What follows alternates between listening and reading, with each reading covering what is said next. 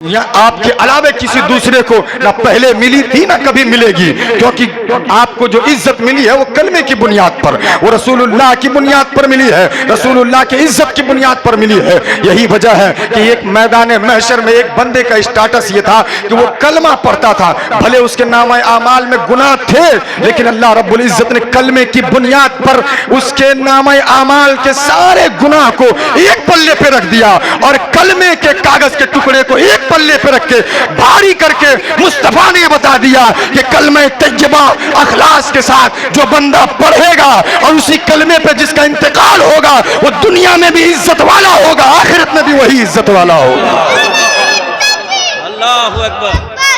पता ये चला कि इस दुनिया में दौलतमंद बहुत हैं, अडानी अंबानी दौलत की बुनियाद पे लोग उन्हें रिच मैन कहते हैं, दौलत की बुनियाद पे लोग उन्हें अमीर कहते हैं, फॉर्च्यूनर और BMW की बुनियाद पर उसे अमीर तरीन लोगों में उसका शुमार किया जाता है। लेकिन ए गयूर और गाजीपुर के गरीब मुसलमानों, ए मालदा के गरीब मुसलमानों, तुम्हें घबराने की जरूरत नहीं है। तुम्हें कोई अमीर कहे या ना कहे, तुम्हें कोई इज्जत वाला कहे या ना कहे, तुम्हारी इज्जत पे रात दिन कीचड़ उछाले लोग, उससे क्या फर्क पड़ता है। कुरान एक ऐसी अजीमुशान किताब है जो हर घंटा, हर सेकंड, हर लम्हा, हर पल तुम्हें इज्जत वाला कह के पुकारता है और उसकी बुनियाद यही कलमा है। पता ये चला कि कोई दौलत की बुनियाद पर अगर अमीर है तो दुनिया के लोग उसे अमीर कहते हैं, तुम कलमे की बुनियाद पर अमीर हो, तुम्हारा परवरदिगार तुम्हें इज्जत वाला पुकारता है, तुम्हारा खुदा तुम्हें इज्जत वाला कहता है। यही वजह है कि जो 100 करोड़ की गाड़ी रखता हो, 100 करोड़ के फ्लाइट में रहता हो, 100 करोड़ के बंगले में रहता हो,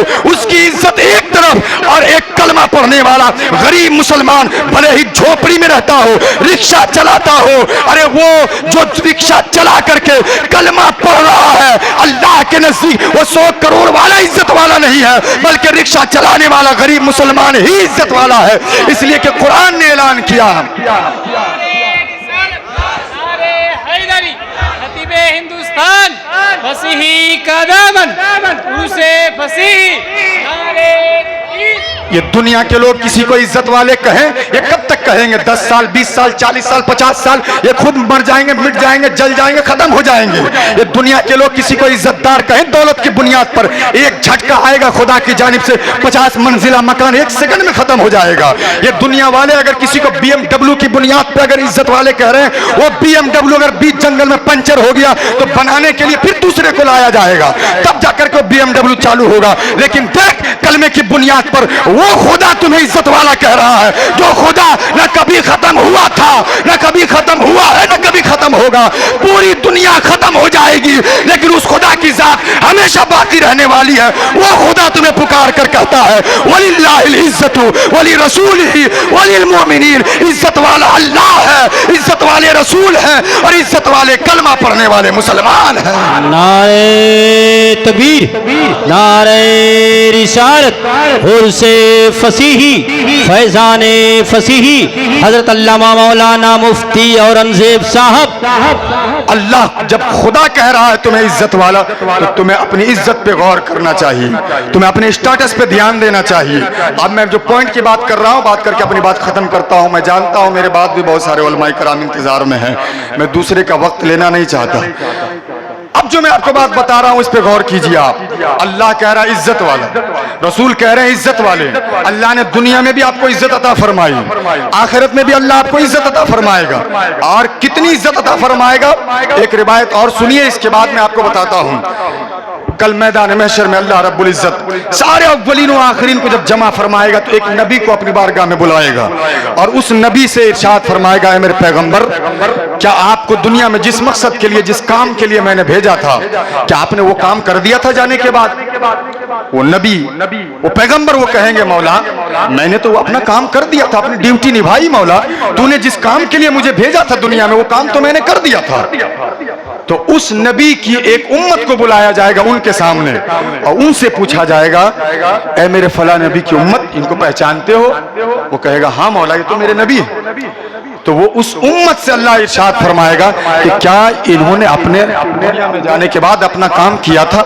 جب یہ دنیا میں گئے تھے تو انہوں نے اپنی ڈیوٹی نبھائی تھی، جس مقصد کے لیے، جس کام کے لیے، جس تبلیغ دین کے لیے اور جس خدا کا پتہ بتانے کے لیے، جہنم سے بچانے کے لیے، جنت کا راستہ بتانے کے لیے میں نے انہیں بھیجا تھا دنیا میں، کیا جانے کے بعد انہوں نے یہ سب کام کیا؟ وہ نبی کی امت خود اس نبی کے سامنے ان کو جھٹلا دے گی اور کہے گی مولا اگر یہ کام کیے ہوتے تو آج ہم جہنم میں نہیں جاتے، آج ان کے ہزاروں چاہنے والے اس زمانے میں جو ان کے لوگ تھے آج وہ جہنم میں نہیں جاتے۔ اگر یہ اپنا کام کیے ہوتے مولا، انہوں نے تو اپنا کام کیا ہی نہیں تھا دنیا میں جانے کے بعد۔ اللہ اکبر، سوچئے ایک پیغمبر کہہ رہا ہے مولا میں نے اپنا کام کر دیا ہے، اور اسی کی امت، اسی کے زمانے میں رہنے والا ایک انسان کہہ رہا ہے کہ نہیں مولا اس نے اپنا کام نہیں کیا تھا۔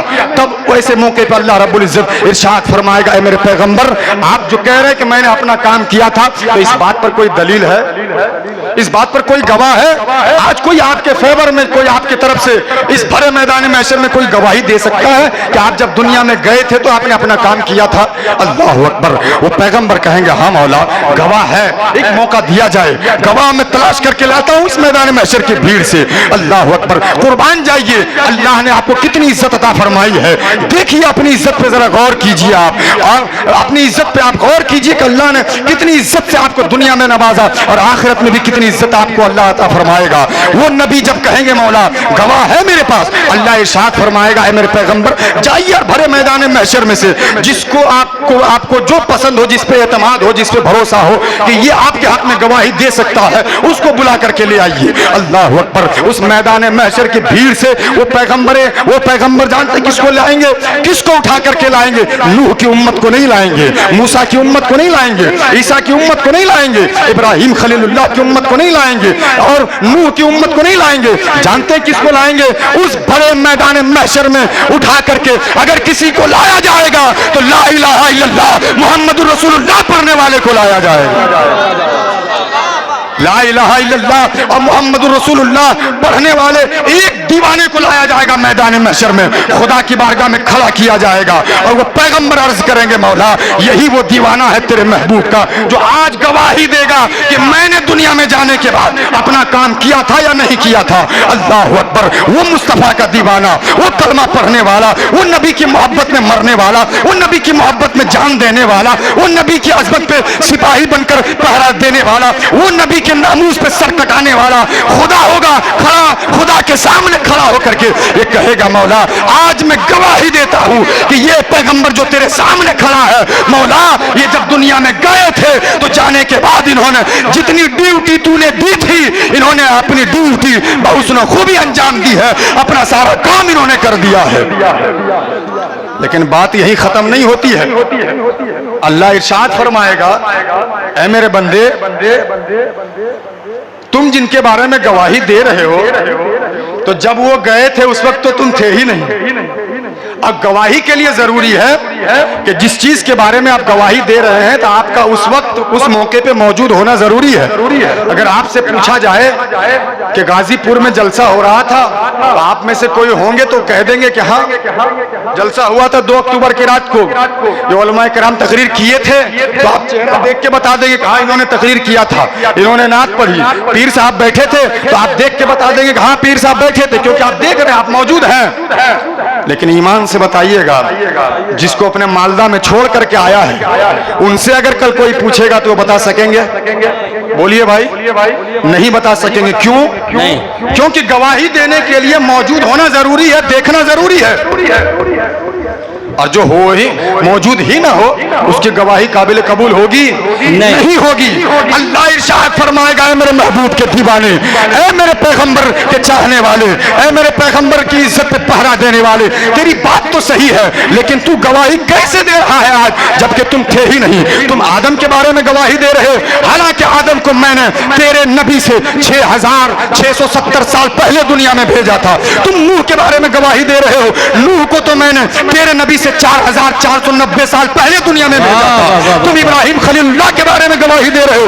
इब्राहिम खलीलुल्लाह तो 3070 साल पहले दुनिया में आए थे तेरे नबी से।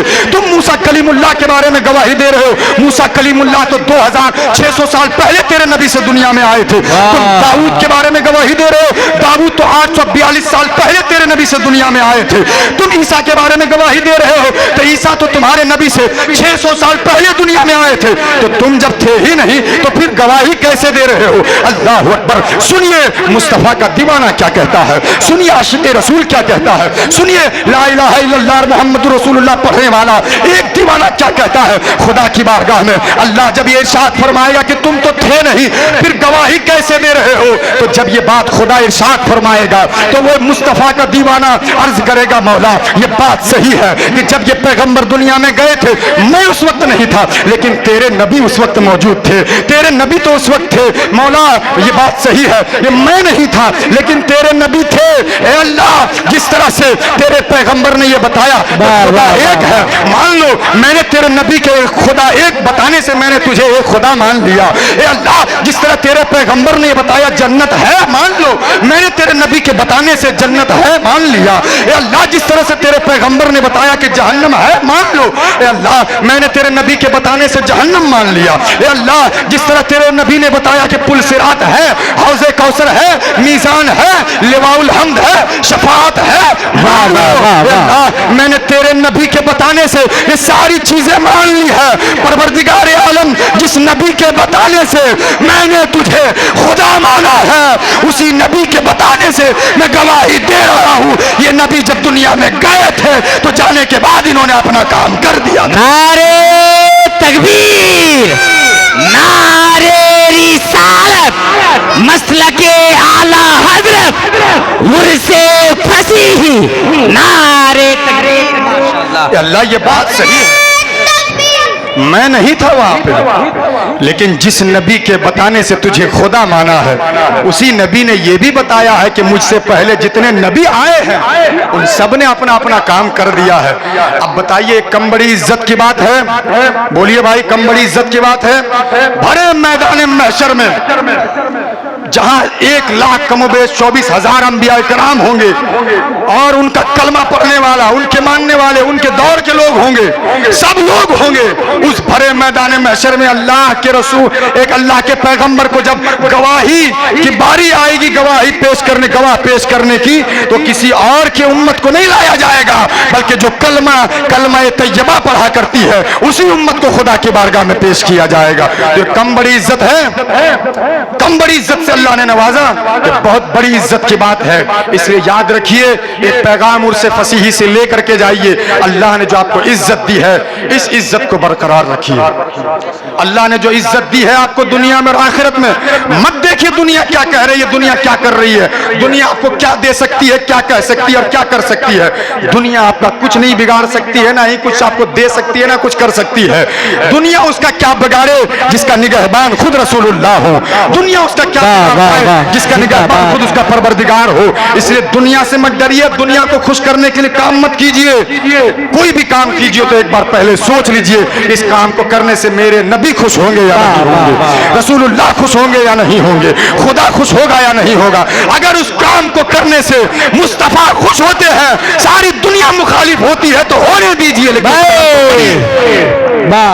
मत देखिए, अपने स्टेटस पे गौर कीजिए। आप अल्लाह ने इतनी इज्जत अता फरमाई आपको, इसलिए इज्जत अता फरमाई कि 25 रुपए का रजनीगंधा फाड़िए, मुंह में डालिए और थूक दीजिए, इसलिए इज्जत अता फरमाई। बोलिए भाई आज आप लोगों का यह हाल है कि नहीं है? 25,000 का मोबाइल, 25,000 का मोबाइल हाथ में लेकर के 12 बजे रात तक चौराहों पे बैठे रहना और सिर्फ दूसरों के तज़किरे करना, गंदे गंदे मनाजिर देखना, दूसरों के बारे में सोचना, इधर की बात करना, उधर की बातें करना। अस्सलाम वालेकुम। একটা বাটুয়া পারা গেছে। एक बात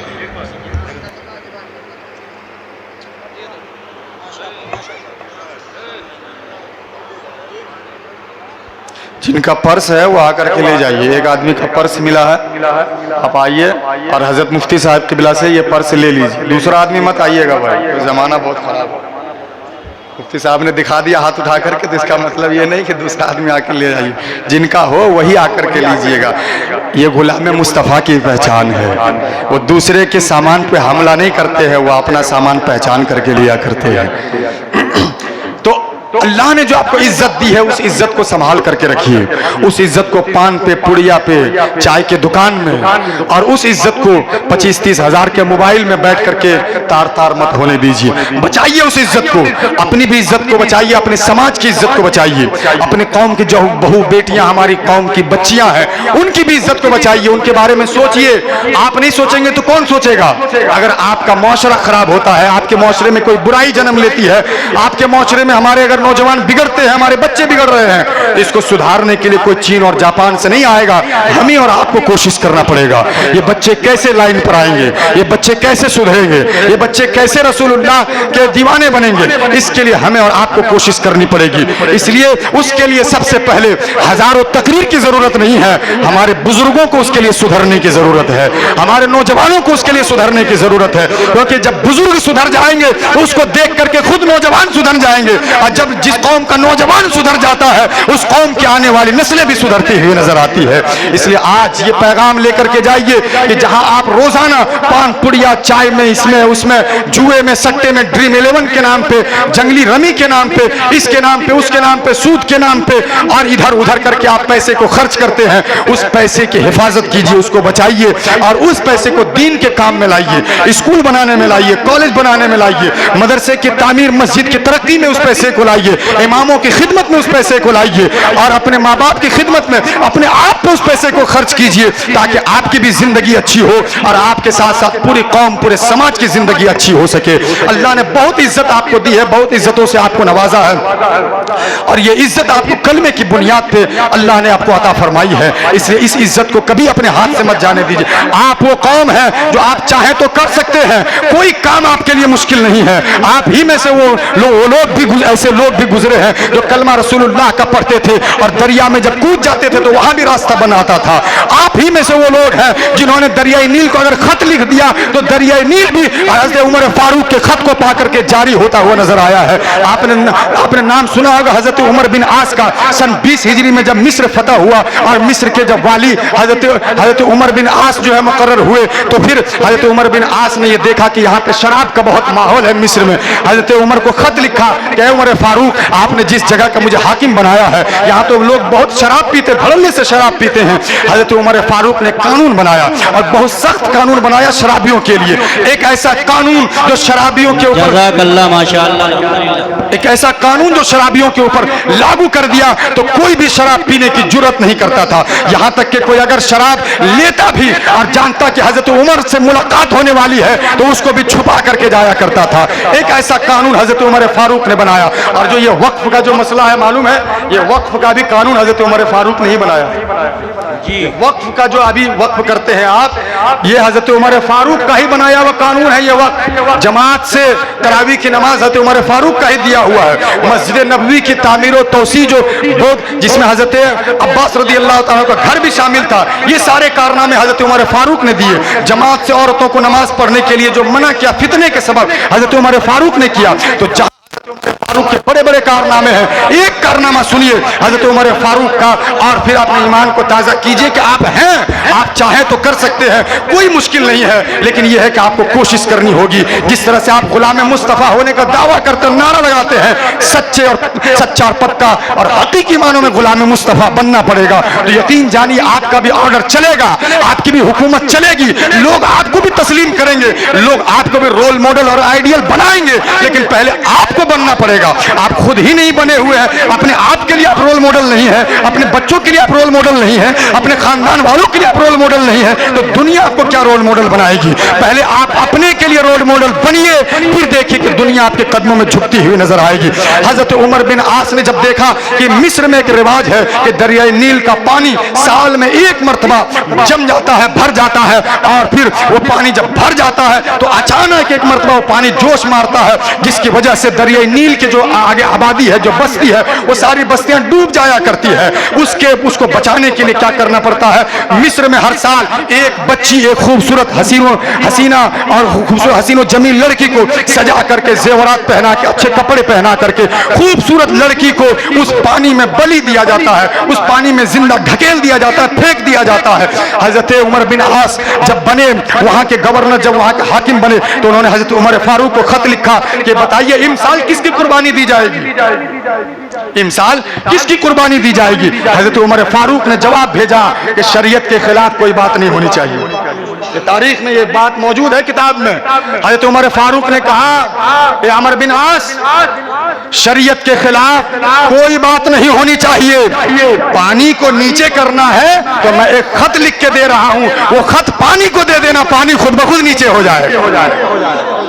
اور پھر حضرت عمر فاروق نے ایک لیٹر لکھا, ایک خط لکھا, اور خط لکھ کر کے حضرت عمر بن عاص کو دیا اور کہا کہ جب پانی جمع ہو جائے, تو جب پانی جمع ہو جائے, بہنے سے رک جائے, تو اس وقت تم میرا یہ خط دریائے نیل میں جا کر کے دے دینا. اللہ اکبر. وہ موسم آیا, وہ وقت آیا کہ پانی جب جمع ہوا, پانی بہ نہیں رہا, رکا ہوا ہے, پانی سے انتظار میں ہے کہ کوئی بچی کو سجا کر کے لایا جائے اور میرے اندر دیا جائے, تب جا کر کے ہم جو ہے نیچے جائیں گے. لیکن وہ دور حضرت عمر فاروق کا تھا.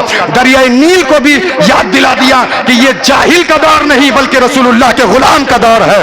یہ زمانے جاہلیت نہیں ہے جہاں تجھے بچی دیا جائے گا, نہیں, بلکہ مصطفیٰ کا غلام تمہیں ایک لیٹر دیتا ہے, اور اے دریائے نیل یہ لیٹر دیکھ اس میں کیا لکھا ہوا ہے. اللہ اکبر. جب وہ وقت آیا تو حضرت عمر بن عاص نے اس وقت میں وہ دریائے نیل میں جا کر کے وہ لیٹر ڈال دیا. جب وہ لیٹر ڈالا, جیسے ہی وہ لیٹر ڈالنا تھا, وہ خط ڈالنا تھا, کہ دریائے نیل کا پانی دھیرے دھیرے اپنے آپ نیچے ہو گیا, اور جس طرح سے پہلے بہتا تھا ویسے ہی بہنے لگا. لوگوں نے پوچھا کہ اس لیٹر میں لکھا ہوا کیا تھا, آخر کون سی بات تھی جس کی وجہ سے دریائے نیل کا پانی جو ہر سال ایک بچی کی قربانی لیا کرتا تھا, اس سال بغیر قربانی لیے ہوئے جاری ہو گیا؟ کیا لکھا تھا اس میں؟ جب دیکھا گیا, پوچھا گیا, تو یہ بات سامنے آئی کہ اس میں جو لکھا ہوا تھا وہ حیرت کرنے والی بات ہے, اور وہ یہ ہے کہ حضرت عمر فاروق نے لکھا تھا, اے دریائے نیل, اگر تو اپنی مرضی سے رکا ہوا ہے تو یہ بات اچھی نہیں ہے.